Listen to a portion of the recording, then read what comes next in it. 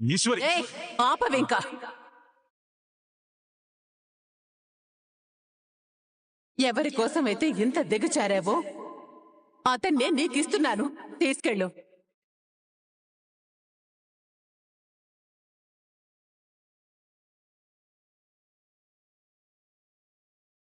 వాడతాగమ్మా.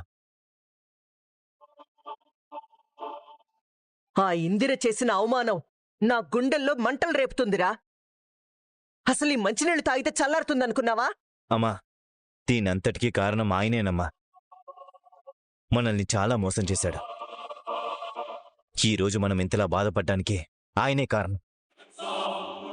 నేను ఆయన్ని ఊరికి వదలనమ్మా. చేసిన తప్పుకి ఆయన ఖచ్చితంగా బాధపడతారా? నేను ఈ అవమానాన్ని తట్టుకోలేకపోతున్నాన్రా. నా వల్ల కావట్లేదు. వాళ్ళు ప్రతి విషయంలో గెలుస్తున్నారు. నేను ఎంత దెబ్బ కొట్టాలని చూస్తున్నా అది నాకే రివర్స్ అవుతుంది. అసలు ఈ బాధని నేను ఓర్చుకోలేకపోతున్నాన్రా. అమ్మా, నువ్వు ఆవేశపడకు. మనం ఖచ్చితంగా వాళ్ళని ఏదో ఒకటి చేద్దాం. అమ్మా, ఈ విషయంలో నేను నీకోసం ఏదైనా చేస్తానమ్మా. వాళ్ళంతూ చూస్తానమ్మా. నువ్వు కాదు, నేనే వాళ్ళంతు చూస్తాను. ఇంత జరిగాక అసలింక నేను ఊరికే ఉండను.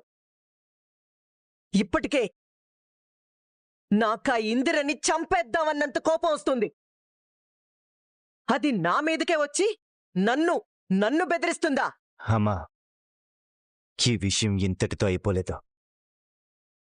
నువ్వు ఆవేశపడకు. కొంచెం కూల్గా ఆలోచించు. వాళ్ళు ఎన్ని మాటలు మాట్లాడినా లోకం దృష్టిలో ఆయన మన మనిషి. అసలు ఇందిరని ఎన్ని రకాలుగా ఇబ్బంది పెట్టినా కూడా అది ధైర్యంగా దాటుకుని నన్నే ఎదిరిస్తుందా? అసలు ఏం గుండెరా దాంది? ఇదంతా జరిగాక కూడా సింపుల్గా ఆయన్ని నాకప్పచెప్తానంటుందేంట్రా? అదొదిలేస్తే నేను తీసుకుంటానా?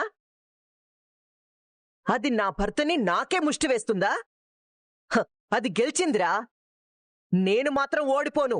అమ్మా, నువ్వు దాని మాటలు సీరియస్గా తీసుకోకు.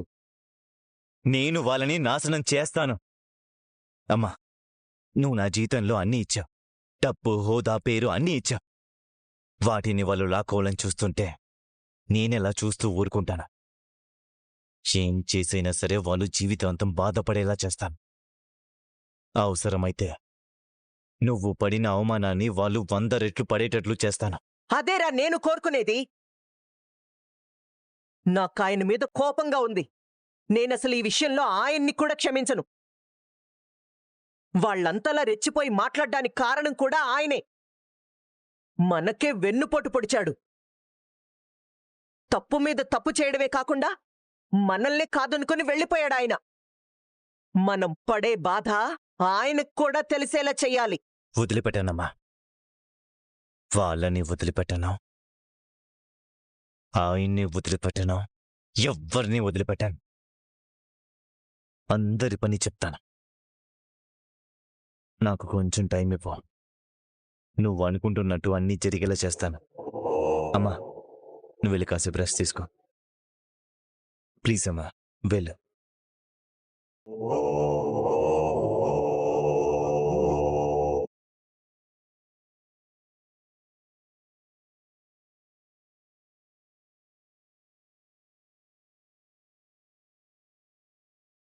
ఏవండి, నేను మీకు టైంలో ఫోన్ చేయటం కరెక్టో కాదో నాకు తెలీదు, కానీ నేను మీకోసం చేశానండి.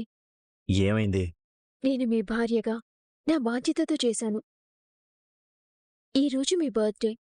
మీరు ఎలాగైనా ఇప్పుడు నా దగ్గరికొచ్చి తీరాలి. అత్తయ్య గారిని రమ్మని నేనేం ఇబ్బంది పెట్టను. మీరు ఖచ్చితంగా రావాలి. సాయితే, నా మీద నీకు ప్రేమున్నా ఇప్పుడు నాకు బర్త్డే చేసుకునే ఇంట్రెస్ట్ లేదు. ఇప్పుడు వదిలే. లేదండి, మీ పుట్టినరోజు నేను చేయాలనుకుంటున్నాను. మీరిక్కడికి రావటం నాకు చాలా ముఖ్యం. నేను మిమ్మల్ని ఇదొక్కటి అడుగుతున్నాను, ప్లీజ్ కాదనకండి. సాయితే, నేను చెప్పేది అర్థం చేసుకోవడానికి ప్రయత్నించు సాయితే. ఎందుకింత మొండిపట్టు పడుతున్నా?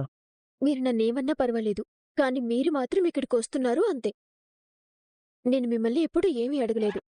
ఇప్పుడు మీరు మా ఇంటికి రావాల్సిందే. నేను మీకోసం వెయిట్ చేస్తూ ఉంటాను. బాయ్. సాయితి, హలో.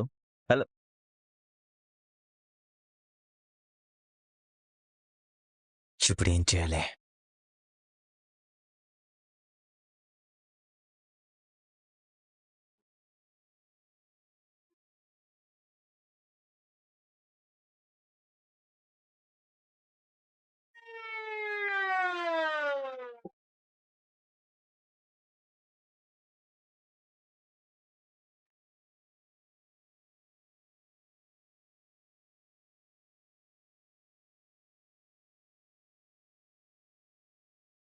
గణగారు వచ్చేసారా? నాకు మీరు రావటంతో చాలా హ్యాపీగా ఉంది. ఏంటలా ఉన్నారు? నాకు ఈ బర్త్డే సెలబ్రేట్ చేసుకోవాలనిపించట్లేదు. అదేంటి గణగారు, గుళ్ళో జరిగిన సంఘటన ఇంకా గుర్తు చేసుకుంటున్నారా? మర్చిపోయే సంఘటన అది. నాకు తెలుసు, మీరది మర్చిపోలేరు. నిజంగానే జీవితంలో అదొక చేదు అనుభవం అనుకోవచ్చు. వాస్తవానికి బర్త్డే అంటే హ్యాపీగా సెలబ్రేట్ చేసుకోవాలి, హ్యాపీగా ఉండాల్సిన రోజు. అలాంటిది ఈ రోజు మీకిలా జరగటం నాకు కూడా బాధగానే ఉంది. గణగారు, నేను మిమ్మల్ని బాధపడొద్దని చెప్పను, దాన్ని మర్చిపోమ్మని కూడా చెప్పను. ఎందుకంటే ఆ బాధ అనేది అనుభవించే వాళ్ళకే తెలుస్తుంది. కానీ ఒక్కటైతే చెప్పగలను గణగారు, pain is inevitable, suffering is optional అంటారు కదా. నొప్పి అనేది ఖచ్చితంగా ఉంటుంది. కానీ దానికి మనం బాధపడాలా వద్దా, ఆ నొప్పిని భరించాలా లేదా అనేది మన చేతుల్లోనే ఉంటుంది. ఇదంతా నీ మనసులో నుంచి వచ్చే మాటలా? లేదంటే ఎవరైనా ఇలా చెప్పమని నీకు స్లిప్ ఇచ్చారా? ఎందుకలా అడుగుతున్నారు? ఏం లేదు, కొంచెం వేదాంత ధోరణిలో మాట్లాడుతుంటే అలా అడిగాను. అయినా నా సాయితీ అయినా ఇలా మాట్లాడుతోంది. అమాయకమైన చిన్న బేబీ ఫేస్లా ఉండే ఆ సాయితీయేనా? ఏ మాట్లాడకూడదా? నాకు మాటలు రావా? నా మనసులో ఉన్నదే మాట్లాడుతున్నాను. నాకెవరేమీ స్లిప్ ఇవ్వలేదు, నేనే చెప్తున్నాను. మీరేదైనా ఆలోచించుండొచ్చు కానీ నా భర్త బర్త్డే సెలబ్రేట్ చేయటం నా బాధ్యత. అందులోనూ మన పెళ్ళైన తర్వాత ఇది ఫస్ట్ బర్త్డే. రండి వెళ్దాం. సాయితీ, తప్పదా? తప్పదు. ప్లీజ్ రండి. రండి.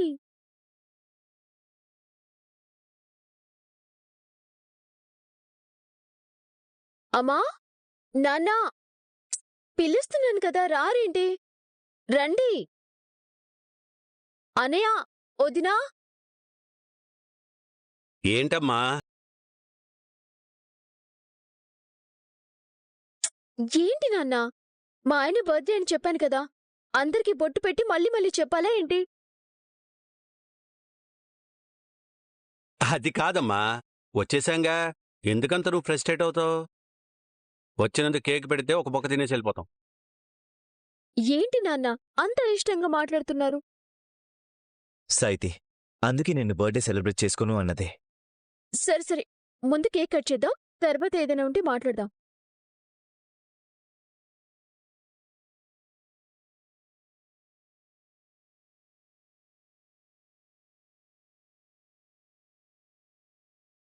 Happy birthday to you, happy birthday to you. Daddy, come on daddy. అనయ్య, వదినా, come on. Happy birthday to you. Happy birthday ఏమండి? టు కట్ చేయి. యూ. తీసుకోండి.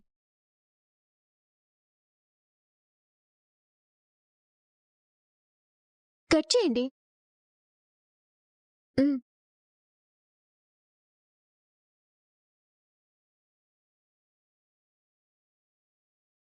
గుళ్ళో వాళ్ళమ్మకి అంత అవమానం జరిగినా సరే వీడు బర్త్డే సెలబ్రేషన్ చేసుకోవడానికి వచ్చాడంటే వీడిది చాలా గట్టిగుండే.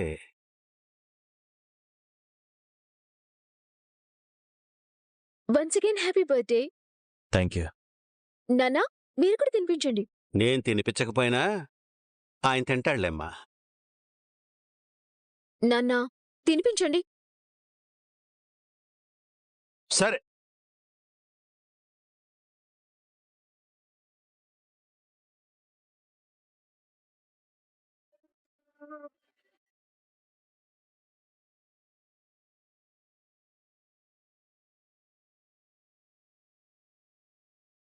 మీరు తినండి. నేను స్లోగా తింటాను. నువ్వు కూడా. Happy birthday.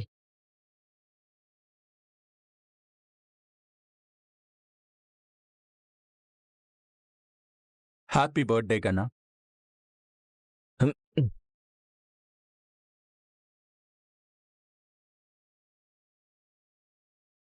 Happy birthday.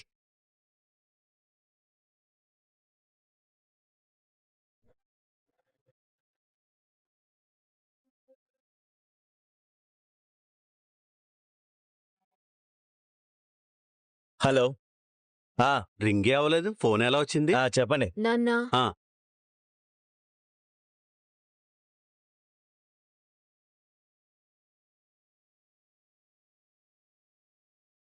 చెప్పండి.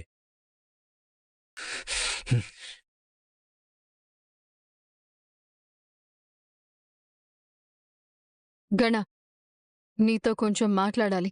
ఇంకేముంది మాట్లాడడానికి? అయినా నీతో నాకు మాటలేంటి? నాకు 2 నిమిషాలు టైం ఇవ్వు. ఆ తర్వాత నీ ఇష్టం వచ్చింది చేసుకో. ఏంటో చెప్పు. ఈ విషయం నీకు ఎలా చెప్పాలో, నువ్వు ఎలా రిసీవ్ చేసుకుంటావో అర్థం కావట్లేదు.